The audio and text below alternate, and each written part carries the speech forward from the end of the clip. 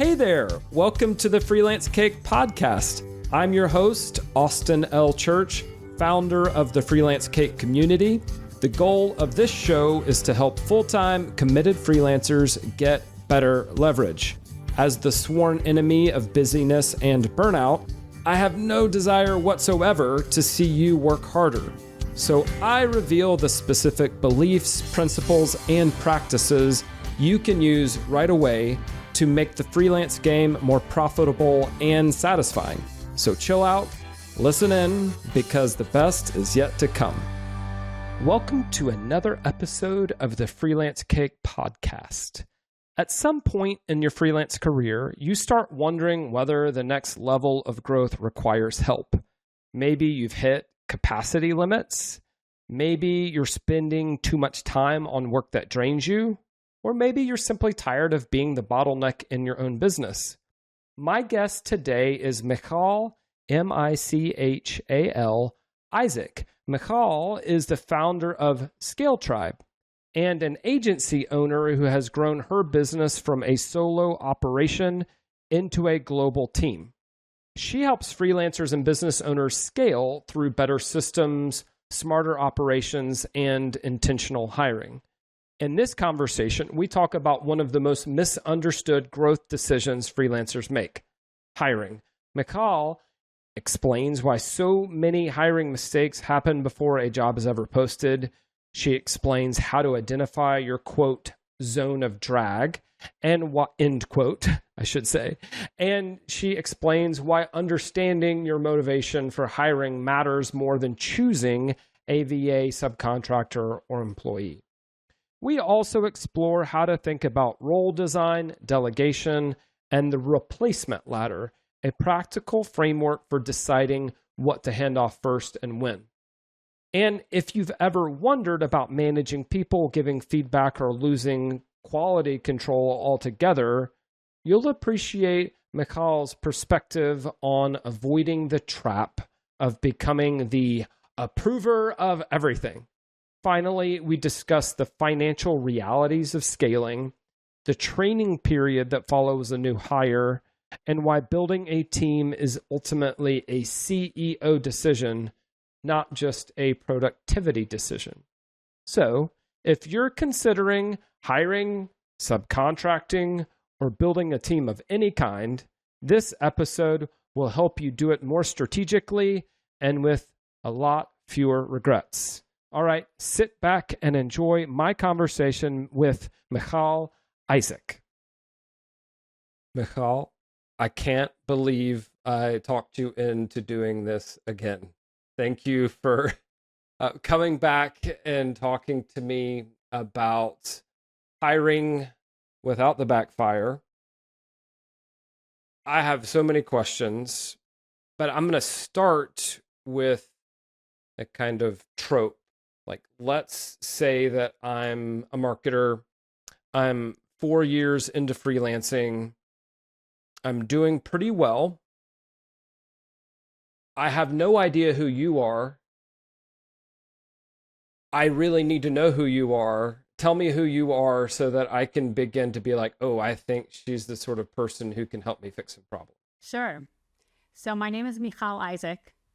I am an agency owner and the founder of an academy with several programs for freelancers and business owners. One of my programs is called ScaleTribe, which is focused on solopreneurs who are ready for the next level and want to scale, whether that's through products, more streamlined operations, building out a team, or a combination of all three. So that's my most recent program. I'm currently running my second cohort of that. So my brain is very much in that scaling mode. And personally, I grew my agency from being a solo operation. I founded it in 2018, made my first hire in 2019, and today have a small but mighty team of 5 people across the globe. And it's been an amazing journey and a joy. And that's really why I created ScaleTribe, to help freelancers who are ready for that next step. That was very well said and very succinct. I commend you, especially since brevity is never my strong suit. So now you've got my attention. I'm a marketer, been at it for 4 years. I've started handing off maybe some design projects because that isn't really within my wheelhouse, although I know how to use Canva. Maybe I do the same with copywriting. I haven't burned out, but I have bumped into the ceiling several months recently.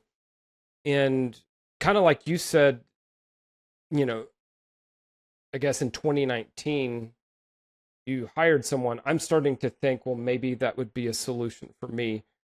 Is that instinct to hire right? Is it potentially concerning or dangerous? What's your take? So I don't think there's a right or wrong here. It very much needs to align with your personality, your season of life, and your underlying motivation. Why are you really looking to hire? Is it because you want to break past a revenue ceiling? There's just not enough time in the day. You find yourself booked out, turning down opportunities right and left, opportunities you would really love to take on. Are you looking to hire because you find yourself spending too much time every week on tasks that drain you, that suck out your energy, and you wish you could spend more time on higher impact stuff? Are you looking to hire because you've done your work, you're really good at your craft, and you've been doing the same thing for 5-10 years, and now you're ready to move more into a strategy role and oversee operations rather than do all the work yourself? And I think it's important to figure out what your motivation is. And it could be a combination, but like even pinpointing your primary motivation, because that will shape your hiring process, who you hire, and how far you take it. Like if your core motivation is revenue and you want to hit $2 million in revenue or even $1 million in revenue, and you don't think you can do that alone as a solopreneur, if that's the case, then your hiring process is going to look different. It's probably going to be more robust, and you are not going to be satisfied with just a superstar VA who takes away your admin work.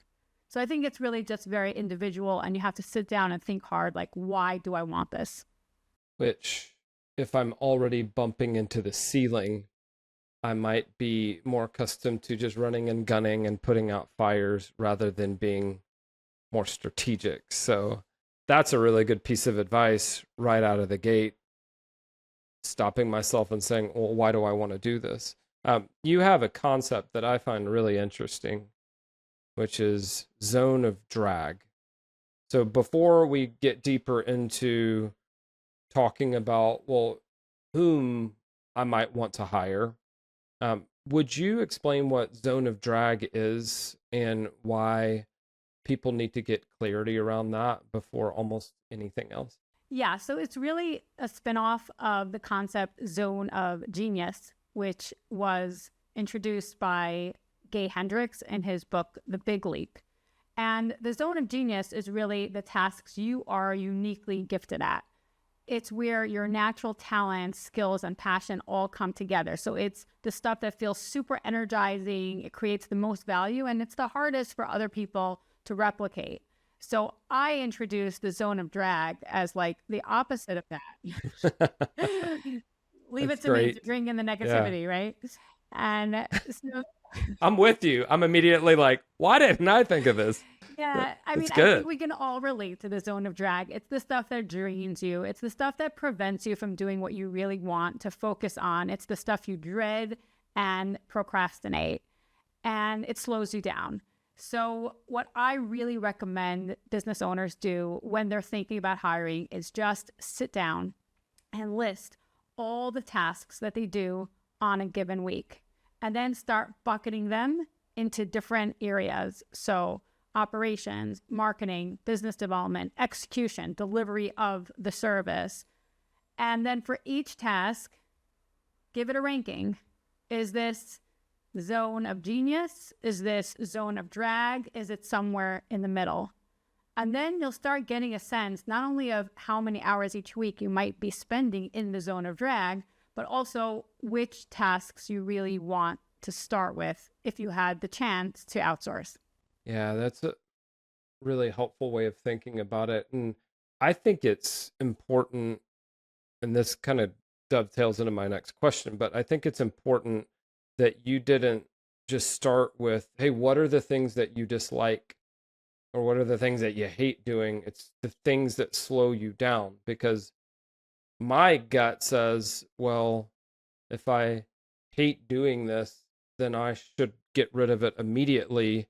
But I think you would say that's not the best filter. Like what you hate doing isn't the best filter right out of the gate.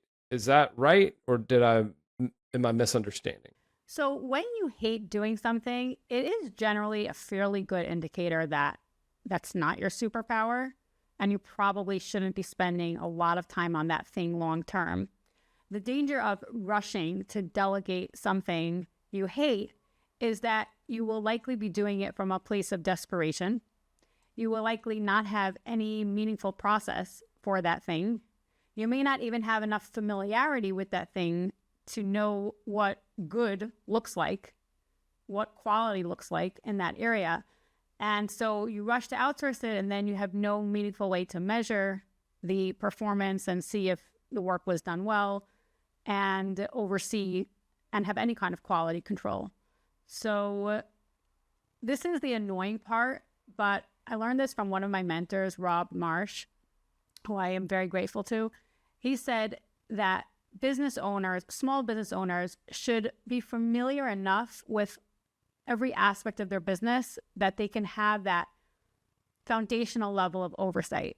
Like, you don't have to be a QuickBooks expert. I hate QuickBooks, like with a passion. I dread opening QuickBooks, but I have forced myself to become familiar enough with the platform to know how to generate a report, because if I can't do that, then I will not be able to communicate meaningfully with my bookkeeper. I will not be able to oversee the work. I will not be able to get out of my bookkeeping system the stuff I need to get out of it. So I guess what I'm saying is, don't hate something so much that you just kind of like close your eyes and say, take it away and make magic, but make sure that you have enough of a handle even on that stuff that you can delegate strategically. I think I made that mistake earlier this year. Like, I wouldn't say that I hate marketing. I mean, I'm a marketing advisor, so I like it to some degree. But last year, one of my big ahas, recognizing that marketing was a bottleneck for growth. And if I'm the bottleneck in marketing, then that means I'm the bottleneck in growth. And so my conclusion was, oh, well, I ought to hire a marketing coordinator to take some of those things off me, which is a good conclusion, but we didn't really have a marketing system yet. So I hired someone prematurely because I'm like, I came to the right conclusion, which is I ought to delegate this. My timing was off because I then delegated this, being some of the marketing work, without having proper systems in place so that I could even provide that oversight that you're talking about, right? If you don't have systems, you just have to resort to like blind trust or blind faith that the person is doing things. Or you have to micromanage because you're like, well, I don't know what you're doing, so tell me everything you're doing, and then I'll tell you what you're doing right and what you're doing wrong. And then you save zero time in that space. Yes. And so I've had to back off of that decision and think, well, I actually need to have a conceptual model, like a system. I need to know sort of how marketing happens, or it could happen without my direct involvement in every step. And then maybe I can provide oversight of that. So I would add to that, by the way, that if you are marketing, if you're a founder-led brand and you are the face of your brand, then you got to be careful with outsourcing your marketing. You can hire a lot of support around the coordination of it, even like the scheduling of the LinkedIn post or the first draft of those LinkedIn posts or the coordination of events and speaking engagements, whatever it is. But you can't just abruptly give someone the reins to run your marketing. Step out. Yeah. See ya. Which, to your point, is kind of, it's not what I did, but we recognized that because so much of the marketing stems from my expertise, my personality, my voice, that if we were to try to, if a marketing coordinator were even to try to repurpose content I'd already written, something long form, and turn it into short form, that person would accidentally cut it out of context in the wrong way, and then wouldn't have the expertise to like reshape it and put enough context back. I'll tell you one thing which might actually be helpful for people listening, and that I'd like to hear your take on this. I was surprised that it was really just one shift that I had missed. Meaning, I think a lot of us think that we can't hire because we actually haven't gotten creative enough. And in my case, I was like, well, I want a marketing coordinator. I just don't know how they can help with this. Well, I needed to change what this was, and that involved changing the format of my newsletter to simplify it, and then actually reducing the amount of content that I create, making one piece of content that was longer, richer, handing that off, and more importantly, doing a lot more podcasting. So all that to say, I am kind of the case study of doing it poorly. I guess maybe it's like a rite of passage, but I think we've established that it's pretty easy to hire the wrong person or to hire for the wrong role. Would you give me your perspective on what the wrong role looks like and why a misfire with hiring can be pretty costly? Yeah. So the problem is that many people hire reactively. Things start just getting overwhelming. You're drowning. You have a very good problem, which is way too many clients, way too many projects. And it's like, help, I need someone yesterday. So when people hire from that place, they panic hire. And that means they generally end up hiring someone who is available, seems nice to work with, and fairly competent, and is in their immediate network, like the first or second person they heard of. And subconsciously, they justify the hire and they convince themselves that it's going to be a good fit. But what they didn't actually take the time to do, and I made this mistake myself, and I'll share the story in a minute, is sit down and write exactly which tasks and areas of the business this person is going to own and the tasks they will need to complete on a regular basis. And here's the third part that many people forget to do, like what skills and personal qualities do you need to successfully complete those tasks, to perform well in those areas? And this really does require some time and headspace of sitting down and actually mapping out what you want this person to do, defining the role, because VA can mean many different things to different people. And the same thing with project manager and even junior copywriter. What does that actually look like for you in your business? So by sitting down and actually defining the role and defining for yourself the skills, the competencies, the personal qualities your hire will need, you are far less likely to fall into that trap of just hiring someone who seems pretty nice and competent overall. When I made a hire like this, it was also from a place of desperation. There was a woman I knew, lived locally. I was always very impressed with her. She seemed super organized, put together, polished, articulate. And she mentioned to me that she was looking for a new job. She wanted to move on. And at the time, I really needed someone. So we had a quick interview, some back and forth, and I was like, great, let's do it. And what I realized very quickly was that she was very competent in general, but she did not have enough marketing or general online and tech background in order to do the job. I was just explaining such basic things to her, things I had taken for granted, and she really didn't understand. And had I really sat down and mapped out the role, I think I would have achieved that clarity a lot sooner and avoided the painful process, because for her, it was also very unpleasant. Like, she is a very competent person overall. So it was really not fair to her that after a month or two where we tried to make it work, I had to let her go because I didn't really do my homework and vetting properly. Have your ScaleTribe clients or even people you've coached made a bad hire and then just said, well, I guess hiring won't work for me? Like, even if they hired poorly, like they didn't do it well, do you see people developing this like false narrative that it just won't work? I see it a lot with subcontracting. People have nightmare stories with subcontractors. And then after like 3 or 4 such stories, they're like, forever, I am never hiring a subcontractor again. Like, they disavow the whole concept and they're like, I will do everything myself ever and ever. And like, because it often leads to like very embarrassing or stressful situations where either the work you deliver is subpar or you are literally up all night fixing the stuff because it wasn't at the level it needed to be. So we have a whole 2 modules on subcontracting and ScaleTribe because that's really a whole topic unto itself.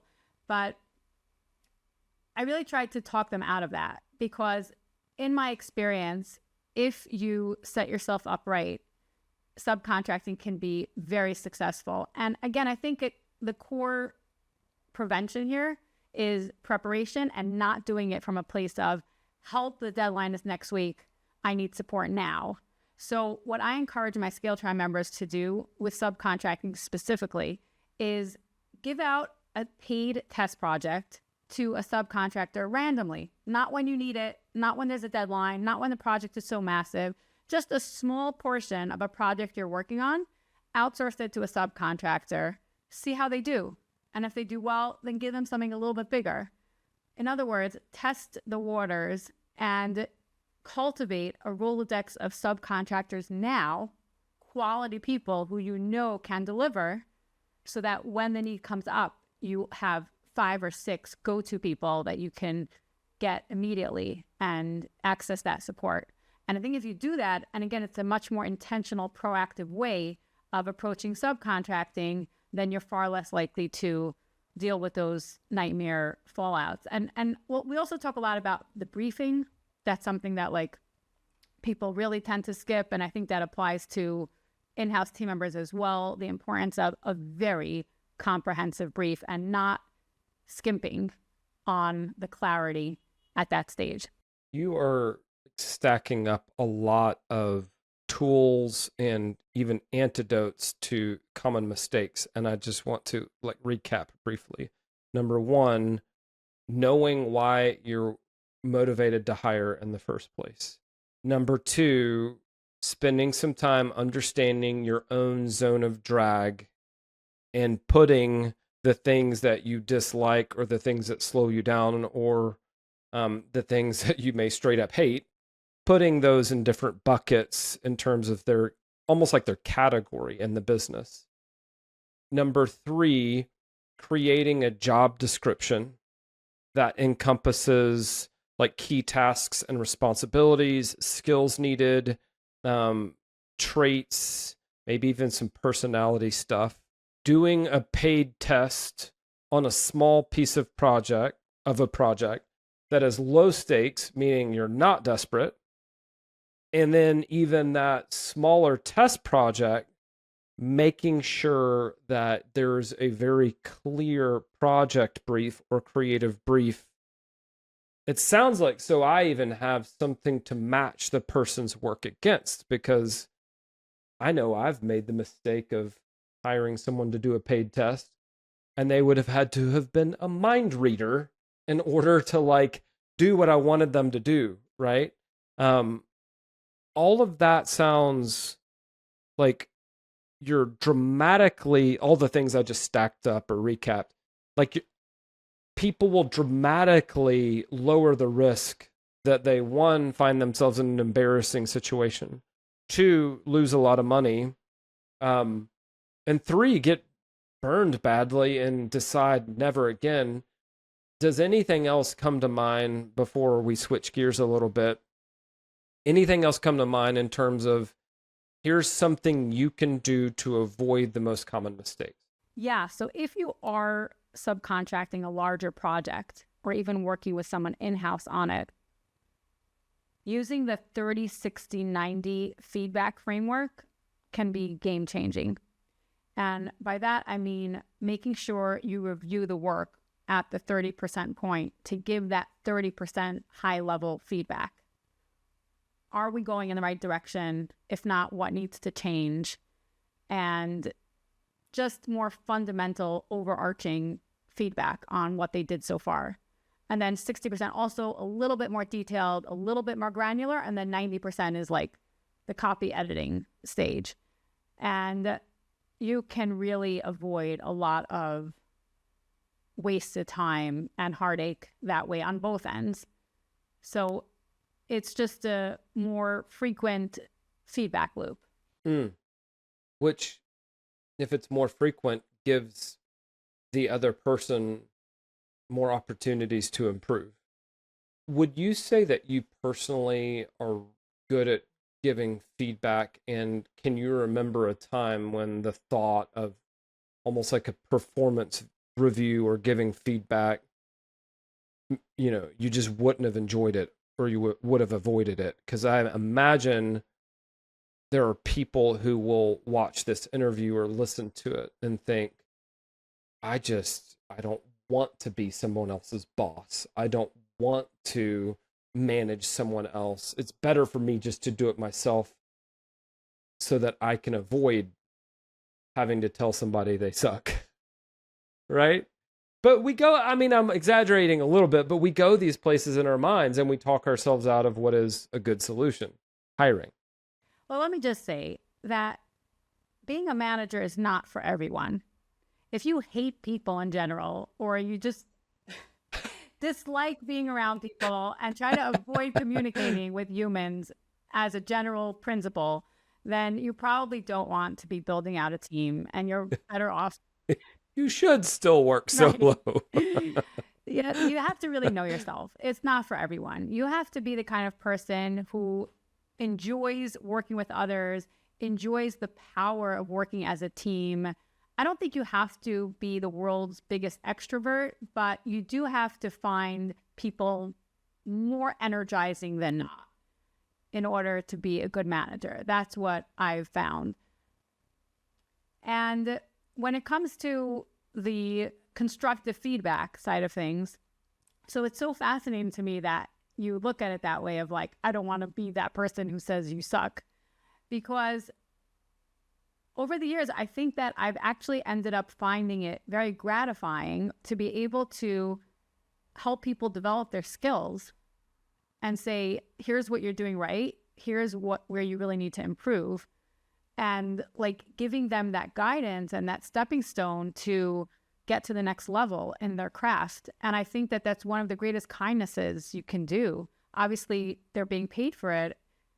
And you're not doing this coaching as like a nonprofit thing. So if your coaching ends up being disproportionate to the value that you're getting, then you got to go elsewhere.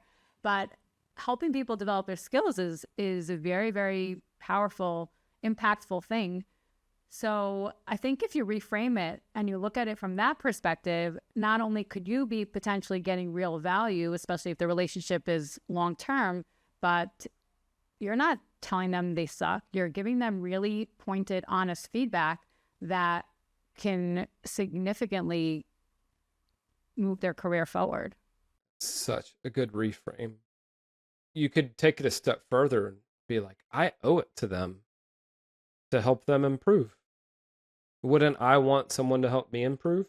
That is so good. And I think also some of it is about expectations. So if you're clear with your subcontractor or team member and you say, I want you to know that when you get my feedback, I'm going to be very honest with you and very direct. I care about you. I want to see your success. And I also care about the excellence of the work that we produce. And that's what you can expect. That's what everyone on this team gets. And if you're okay with that, then let's give it a try. And if they're ready for that, then I think it'll be received very well. That changes everything, right? Especially if you tell people, and I'll do my best to make it balanced. I'm always going to try to point out what I believe you're doing well, just as often as I point out areas for improvement. So I'm going to try to give you both. I mean, I think only an immature person would shy away from that kind of relationship, right? And by the way, giving positive feedback, it's not just a nice thing to do to balance out the negative. It's actually important and strategic, because by pointing out what they're doing right, then they know to do more of that. They keep doing it. Otherwise, how would they know? There's a concept that you teach that I think is pretty cool called the replacement ladder. It sounds pretty simple, but you would say that most people skip this and then they end up paying for it later. So what is the replacement ladder, and what does skipping it look like in practice? So let me first clarify that the replacement ladder concept is not mine. It's from Dan Martell. He introduced it in his book, The Buyback Loop. And what he recommends is replacing your time, buying back your time in stages, starting from the very bottom, administrative tasks.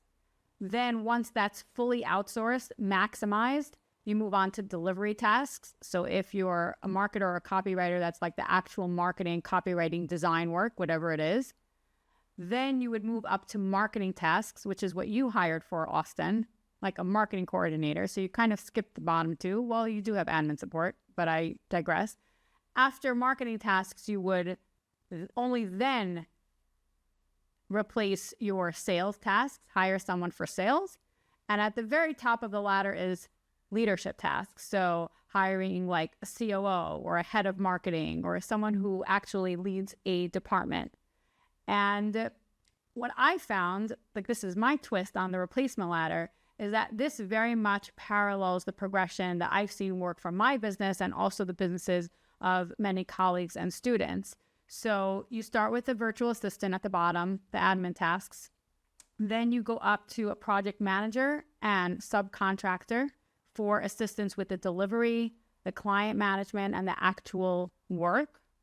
And then after the subcontractor, you move on to an in-house team member who's also doing the delivery, but on a more regular basis. And after that, you'll have some kind of sales and marketing support followed by a director. So it's just a very neat, structured way to think about hiring. And the reason most people recommend starting with admin is because it's the lowest stakes. It's the lowest stakes. If they mess up, the client is probably not going to know about it. Like, you're not dealing with client-facing stuff to start. And it's also generally the most draining and can often be time-consuming and just kill your focus and brain power.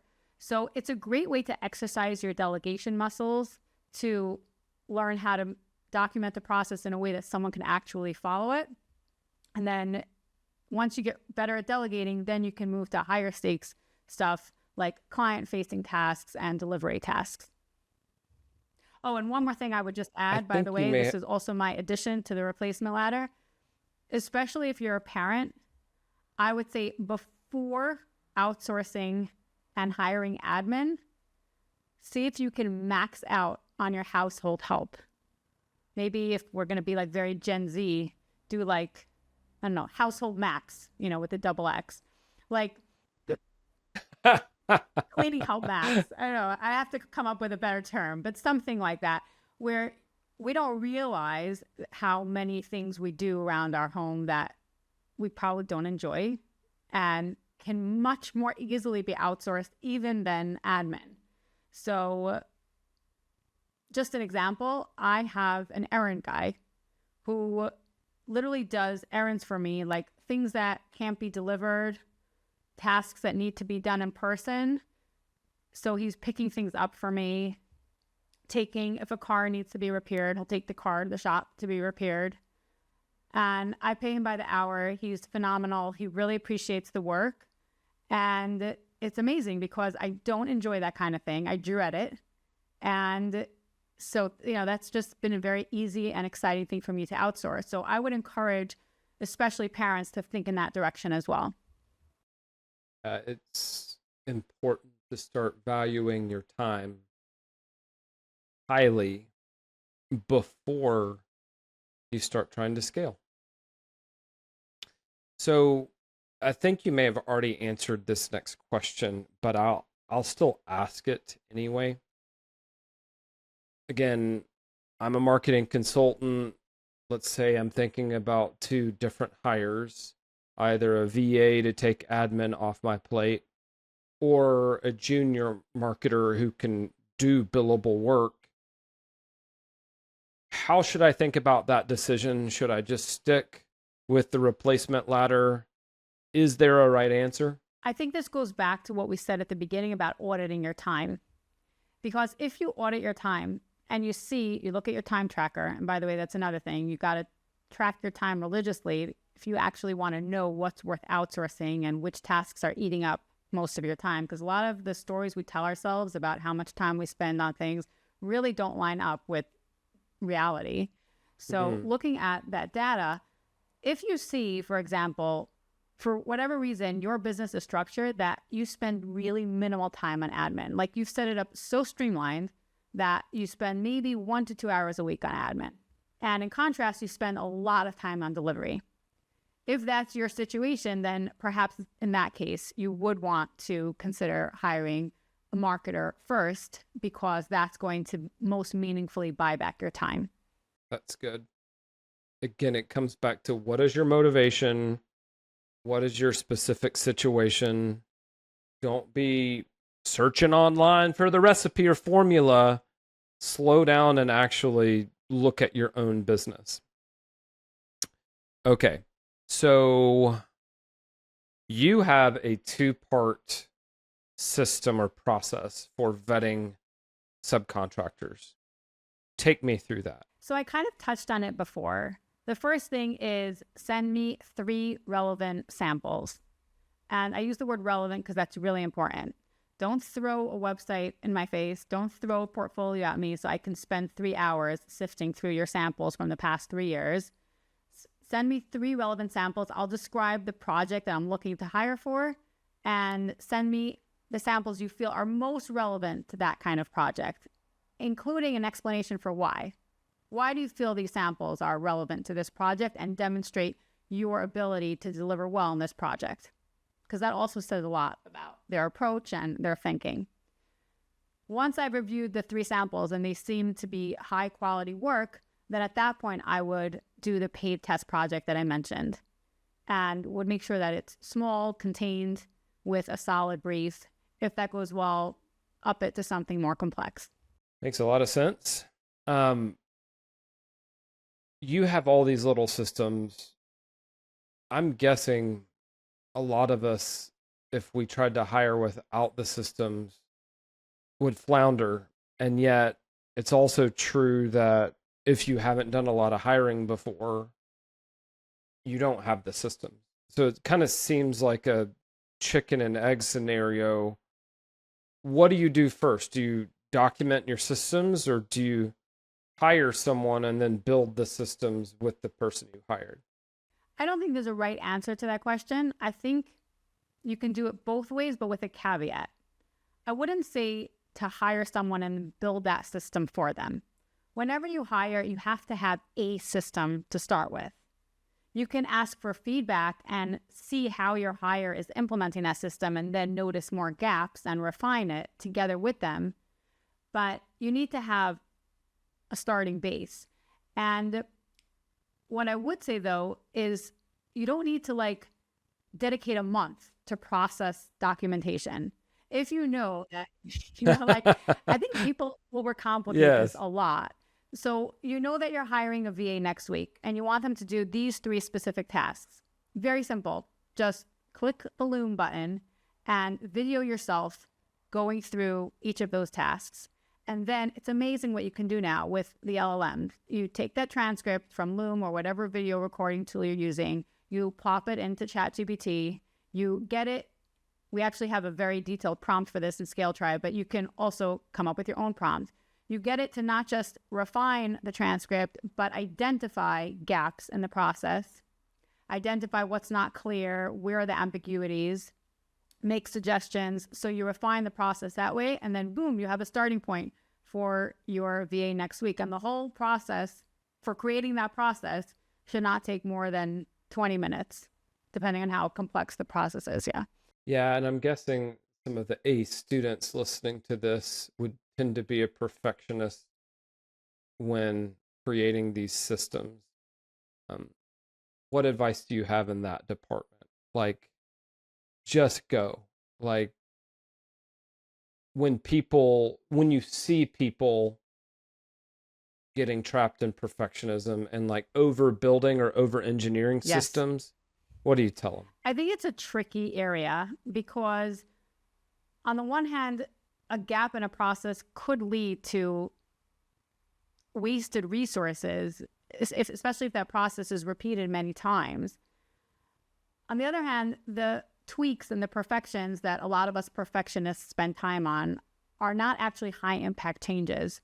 So something I like to challenge myself to think about, and also have started this with my team, is this a high impact change? Are we adjusting the process meaningfully? Like an example of a meaningful adjustment to a process would be like a big warning. If this happens, then make sure not to do Y. Some kind of like dangerous scenario and how to handle it. So making sure that that's reflected in your process, that is very important because that can prevent embarrassing situations, lost revenue, whatever the process is. But editing your process to kazoo so that it could get an A+ for writing and brevity, probably not a very high impact change. Knowing the value of your own edits, having some mechanism for stepping outside and asking yourself, is this going to matter? I've found myself doing that, editing copy in a document that might only be read twice a year. And I'm like, what am I doing? You have coined a term, approver of everything.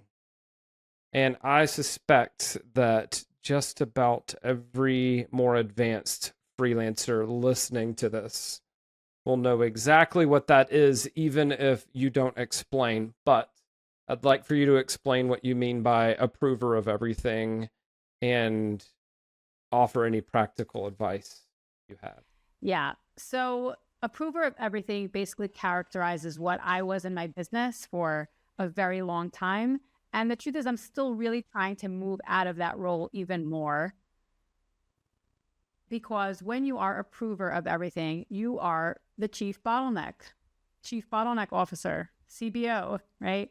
So nothing can happen without you, which means that things get stalled, projects get stalled. And what's really important, especially for a perfectionist like me, is to sit down and think, what really needs my approval and where can I let go? So, for example, when my project manager first started, she would send me all client-facing emails, like a screenshot, for a quick look before she sent them out. Now, I think for a training period, that might not be a bad thing, but that needs to stop. You're like, I hired you because I want fewer emails in my life. So I will say that when someone actually drafts the email from start to finish and sends you a screenshot, it still does save significant time and headspace. And at the end of the day, they are owning the responsibility of getting back to the client or the prospect, not you. So there is still value to that. And I do believe there's time saved. But with enough time working with a given person, they should be able to do that independently. And I once had a consultation with Joel Kletsky, who is a wonderful copywriter and marketer, a very wise person. And he shared an idea with me that really stuck, which is that most mistakes are not fatal. So you will need to let your team members make mistakes and appreciate that most of those mistakes are not going to be fatal. maybe the client will be upset. Maybe they'll send an angry email, and you'll get on a call with them and talk it out and smooth things over, and life will go on.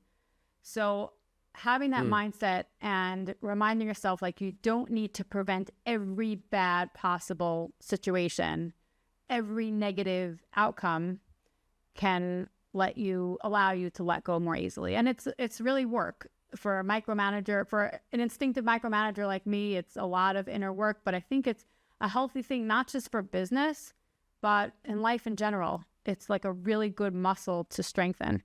There's another like side benefit of letting people make mistakes and then being kind and gracious and like charitable when they make mistakes. That earns so much loyalty. Most of us have had a boss or a supervisor or even a client who lost his or her mind over something that was not fatal, right?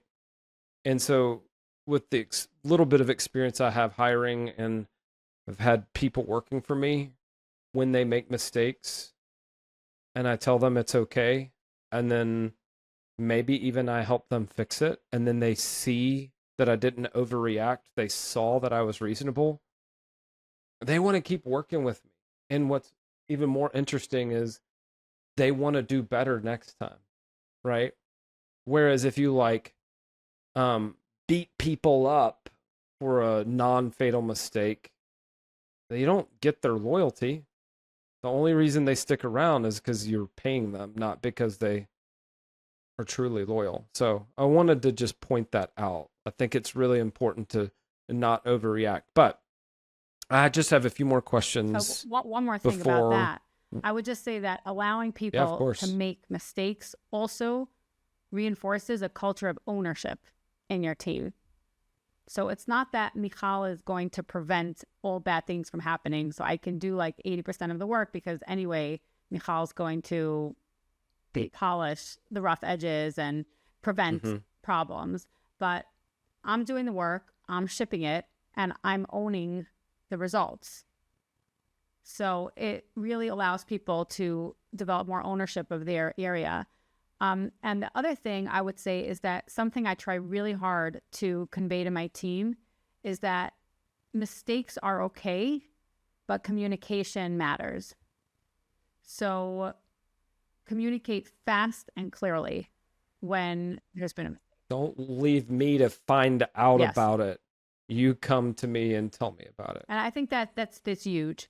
Being able to own it, being able to clearly describe what happened, what was the fallout of what happened, and the steps that you're going to take to prevent this from happening again. I think that's the kind of culture you want to be building. What is the most counterintuitive thing about scaling that you wish someone had told you, and the thing that if you asked 10 otherwise smart freelancers, 9 of them would probably get wrong? Does anything come to mind? So I actually struggled with this. I was thinking about this question before. I feel like most freelancers are way too smart that I couldn't find something that 9 out of 10 would not get. Sorry. That may have been unfair of me. But I wouldn't call this counterintuitive, but I would say it's often new and surprising to freelancers. And that is that your gross profit margins for a successful, thriving business should be between 50 to 70%. And you should be paying yourself a salary, which is part of those expenses, part of your expense calculations. And that means when you actually sit down and think about the revenue for a given project and then calculate all the expenses associated with that project, including your time, you should be coming out with 50 to 70% profit margin. Because that also doesn't include your operating expenses. So all the other expenses which are not project specific. And that sounds like a lot, but it actually is really important for a profitable business. Like if you want to eventually sell your business one day, if you would show your business to an investor, like those are the margins they're looking for. So if your margins are at 20 or 30%, then you are either not charging enough or you need to streamline your operations dramatically. So this is also like an important part of the scaling process, is just auditing what is actually going on in your business and how profitable are you? Because once you start scaling, you have to just think more in terms of, is the business profitable rather than like, what am I coming home with? You're creating something bigger than yourself, and you need to spend more time reviewing the numbers and thinking about those margins. So good. My mind immediately went to like the downstream implications of undercharging. So if I'm trying to subcontract, but I don't charge enough, and I'm looking at what I need to make on a project, and therefore what I can afford to pay someone, if I'm undercharging, I may end up hiring the wrong person because I'm hiring purely on the basis of what I can afford rather than on the basis of I need someone who's going to knock it out of the park with this piece of the project. So what I hear you saying is, if you have a much more realistic financial model and you start charging more, you can also afford better talent. And you see this sort of virtuous flywheel happen where better talent, better results, maybe you do end up actually working less instead of working more. So thank you for sharing that. I'm not sure I had seen that connection before. Yeah, because I would just add one more thing, that this is part of what causes people to get scared off from hiring, because they hire, they subcontract, and then they're like, wait a minute, I didn't really come home with any more at the end of the day. I'm making less than my subcontractors. And I had the hassle of managing someone. Of course, that's not worth it. So you really need to know your numbers if this is going to be worthwhile for you. So good. Know your numbers. Okay. You have shared so many gems, but I could not end this without talking about the valley, which is, the way you define it, the period between I just made my first hire and this is actually working. So what does the valley feel like, and how long should I expect to be in the valley? So 3 months is a pretty good estimate. It's funny, I wouldn't necessarily call it a valley. Like, I'm a pretty negative person in general, but in this case, I don't see it so much as a negative. I see it more as just like expectations. Like, there's a training period, and it's going to take time till you actually get a return on your hire. And that time is usually 3 months. At 3 months, you should be starting to see a solid return on investment. So the first month is like training, total training, a lot of time spent walking your hire through processes. The second month, you're hoping for fewer questions, but there will still be a lot of clarifying questions. And by the third month, you're hoping to start seeing some traction. And by month 4, it should be relatively smooth. This really goes back to an idea I mentioned earlier, which is you can't just hire and then say, bye, see you in 2 weeks with gorgeous finished work. It doesn't work that way. Like, you have to be psychologically ready to train someone, to be there, to manage. And like, once you're okay with that and you've actually created space in your schedule for that, you haven't overbooked yourself so that you are available to do that training, then you're setting yourself up and your hire for success. You just talked about a sign that someone is not ready, which is they did not make any room in their schedule to train someone, to make themselves available. They just hoped that the person would work out, and then they, in essence, go back to working independently, right? Do you think there are other signs that someone probably isn't ready to hire, at least not yet? So predictable revenue is a big one. If your revenue is really fluctuating, some months you don't really have clients and you just don't have that stability, then you're not in a place to hire. If your net margins, as I mentioned earlier, are less than 20%, you are not in a place to hire. You have no financial wiggle room. So you need to raise your prices or streamline operations or both. And if you are hiring tomorrow with zero processes and, more importantly, no clarity for yourself on what the process should look like, even if you haven't actually taken those 20 minutes to record it, but it's more like it's all fuzzy and hazy for you, then that's also a reason to hold off and wait. Okay. I teased this earlier. You have a more complete training. When I say complete, I don't mean this interview is incomplete. I mean, it's just the hire without the backfire is very linear.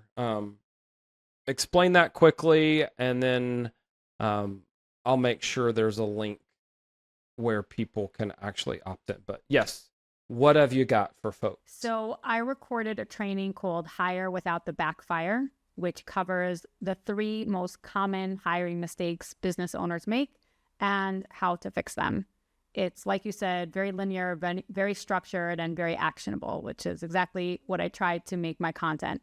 So if you are thinking about hiring, you want to set up your foundation, set yourself up for success, have a watch. I think you'll get a lot of value, and the training is free. Okay. Doesn't get better than that.